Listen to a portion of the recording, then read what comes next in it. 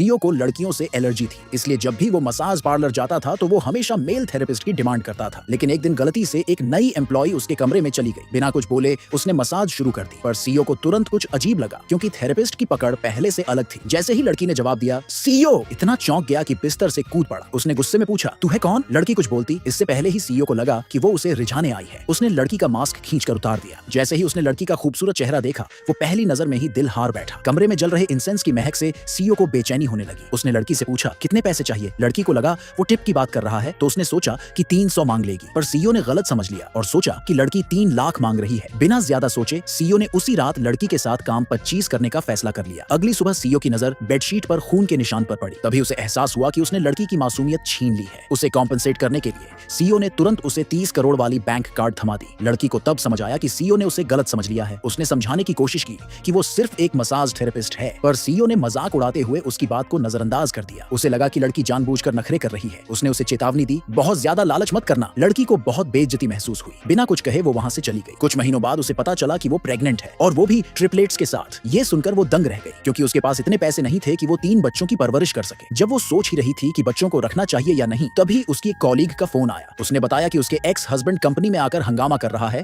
और उसे आकर संभालना होगा। लड़की ने फोन काटा और सीधा कंपनी पहुंच गई। जैसे ही वो वहां पहुंची, उसके एक्स हस्बैंड की मां ने बिना कुछ बोले उसे थप्पड़ जड़ दिया। उसने लड़की पर इल्जाम लगाया कि वो बहुत घटिया औरत है जो ऐसे गंदे माहौल में काम करती है। लड़की ने गुस्से में जवाब दिया, हमारा तलाक हो चुका है, अब मैं जो भी करूं उससे तुम्हारा कोई लेना देना नहीं। पर उसका एक्स हस्बैंड पीछे हटने को तैयार नहीं था। उसने डिमांड की कि लड़की 5 लाख की दहेज की रकम वापस करे, वरना अंजाम भुगतने के लिए तैयार रहे। उसकी मां भी उस पर ताने कसने लगी, लेकिन लड़की की कॉलीग ने बीच में आकर उसे रोक दिया। लड़की ने 2 टूक कह दिया, मैंने दहेज का एक पैसा भी नहीं लिया, अगर पैसे चाहिए तो जाओ मेरे घर वालों से मांग लो। पर उसका एक्स हस्बैंड बेशर्मी से अड़ा रहा। उसने कहा कि उसे 5 लाख तो चाहिए ही, साथ ही 10 सालों की मेंटल टॉर्चर का हर्जाना भी चाहिए। उसका कहना था कि शादी के 10 सालों में लड़की ने बच्चा पैदा नहीं किया, इसलिए उसे इसकी भरपाई करनी होगी। अब लड़की की कॉलीग को भी गुस्सा आ गया। उसने झटके में सच्चाई सबके सामने रख दी, लड़की तो प्रेग्नेंट है, असली दिक्कत तो तेरे में थी, तू ही नपुंसक निकला। वहाँ मौजूद लोग दंग रह गए और हस्बैंड की मां की तरफ घूरने लगे। उधर सीईओ के घर में उसकी शादी को लेकर हमेशा की तरह प्रेशर डाला जा रहा था। सब चाहते थे कि वो सेटल हो और बच्चे पैदा करे, पर सीईओ बेबस था। तभी उसके असिस्टेंट ने बताया कि 3 महीने पहले वो किसी के साथ था। सबके होश उड़ गए। सीईओ ने खींचते हुए कहा, वो लड़की लालची थी, मैं उससे शादी नहीं करूंगा। पर उसकी दादी को ये बात पसंद नहीं आई। उन्होंने तुरंत असिस्टेंट को हुक्म दिया कि जाओ उस लड़की की पूरी बैकग्राउंड इन्वेस्टिगेशन करो, अगर सब ठीक हुआ तो शादी होगी। उधर एक्स हस्बैंड को जब लड़की की प्रेगनेंसी का पता चला तो उसे शक हुआ कि तलाक से पहले ही लड़की का किसी और से चक्कर चल रहा था। जब लड़की ने कोई जवाब नहीं दिया